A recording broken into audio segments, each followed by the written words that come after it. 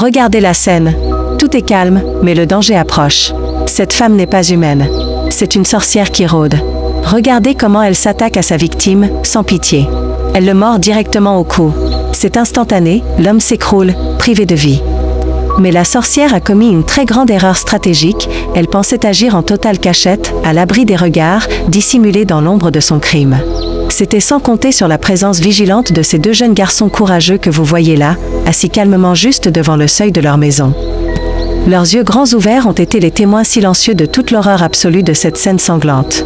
Ils sont restés là, complètement immobiles, retenant leur respiration, cachés dans la pénombre, en train de l'observer très attentivement du début à la fin, pendant que la sorcière, trop occupée par sa victime, ne savait même pas qu'elle était surveillée de si près.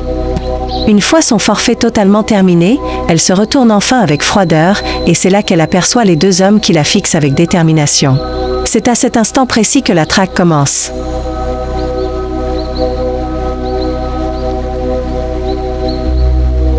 Les deux jeunes héros se lancent instantanément à sa poursuite sans la moindre hésitation.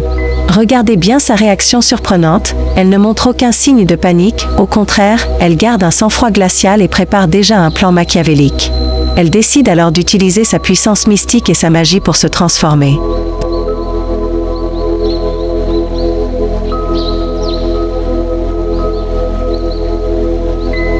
La tension dramatique est maintenant arrivée.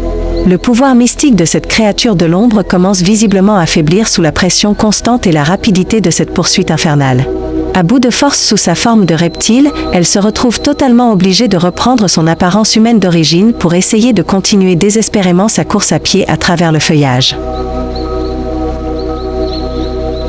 Mais les deux jeunes hommes, animés par une énergie incroyable, gagnent rapidement du terrain à chaque foulée, au point qu'ils parviennent presque à l'encercler complètement et à lui couper toute retraite. La sorcière regarde autour d'elle et comprend immédiatement qu'elle est définitivement perdue si elle compte uniquement sur la force physique ou sur la vitesse pour s'échapper. Elle sait que ces hommes ne reculeront devant rien pour obtenir justice. C'est alors que, dans un éclair de pure malice, elle décide de changer de stratégie et d'utiliser une arme spirituelle bien plus destructrice, bien plus venimeuse que les crocs acérés d'un serpent géant. Elle décide d'invoquer la puissance suprême de la tentation humaine.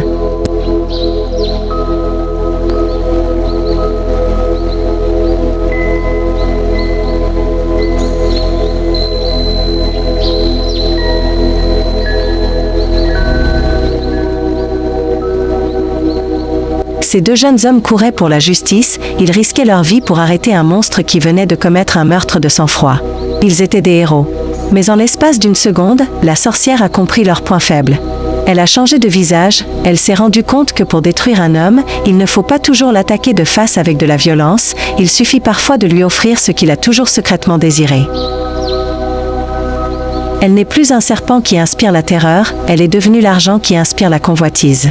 Le vrai danger dans cette histoire, ce n'est pas le venin, ce ne sont pas les forces occultes. Le vrai danger, c'est la distraction de l'esprit. Voyez-vous comment le mal est malin ? Il lui a suffi de jeter une montagne de billets de banque sur le chemin pour que la justice soit oubliée, pour que la victime soit oubliée, et pour que le bon sens disparaisse. Regardez la position de leurs mains, elles ne tremblent plus à cause de l'effroi ou de la course, elles tremblent d'excitation et de cupidité. En tendant les bras pour ramasser ces billets éparpillés sur la terre, ils ne se rendent pas compte qu'ils ne ramassent pas de la richesse. Ils sont en train de ramasser les chaînes invisibles de leur propre condamnation. La sorcière a arrêté de fuir parce qu'elle sait qu'elle a gagné la bataille psychologique. En se transformant en fortune matérielle, elle s'assure que ce sont ses propres ennemis qui vont devenir ses serviteurs et la transporter avec respect à l'intérieur même de leur espace le plus intime, leur propre maison. Ils sourient, ils pensent avoir trouvé le trésor de leur vie, ils croient avoir trompé la vigilance du monstre. Mais c'est exactement à ce moment-là qu'ils perdent toute protection spirituelle. Ils croient enfermer de l'argent, mais ils introduisent le loup dans la bergerie et préparent le lit du serpent sous leur propre oreiller. Posez-vous sincèrement la question, en regardant cette vidéo, si vous étiez à leur place, au milieu de la brousse, auriez-vous eu la force morale et le discernement spirituel de laisser cet argent au sol et de continuer votre chemin ? Mais restez assis. Ne croyez surtout pas que l'histoire s'arrête à cette fausse victoire. Ce que ces deux hommes s'apprêtent à vivre une fois la nuit tombée et la porte de leur chambre verrouillée dépasse tout ce que vous pouvez imaginer. Ils dorment paisiblement, l'esprit tranquille sur leur fortune d'un jour, mais ils ignorent totalement ce qui est en train de ramper et de s'extraire de l'obscurité de leurs meubles. Vous allez voir comment l'illusion de la richesse facile se transe. Regardez-les, ils rentrent satisfaits. Ils ferment le tiroir de la chambre en pensant avoir mis leur trésor en sécurité. Ils se couchent, l'esprit tranquille, aveuglés par cette fortune facile. Ils s'endorment.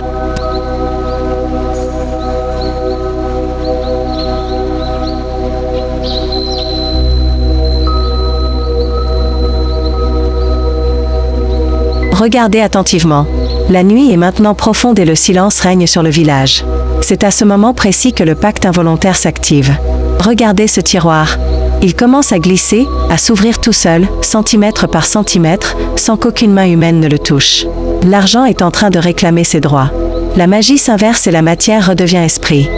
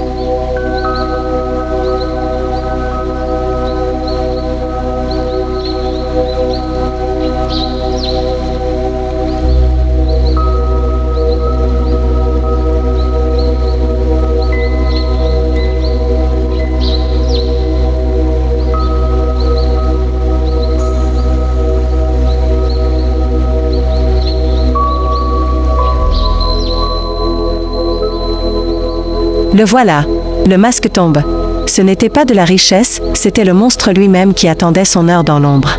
Un serpent gigantesque surgit du tiroir et rampe vers leur lit. Les deux hommes se réveillent en sursaut dans la pénombre. Mais le piège s'est refermé. Il n'y a plus de fuite possible.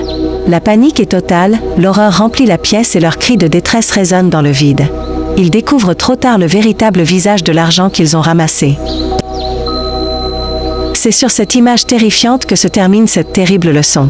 Prenez le temps de bien analyser la fin de cette histoire. Le monstre n'a pas brisé les murs de leur maison, il n'a pas forcé la serrure de leur porte. Ce sont ces deux hommes eux-mêmes qui, par manque de vigilance et par amour du gain facile, ont pris le danger de leurs propres mains pour le placer sous leur toit. Retenez cette vérité universelle pour votre propre vie. Tout ce qui brille n'est pas de l'or, et chaque richesse obtenue sans effort, dans le mystère ou sur le malheur des autres, cache un venin mortel.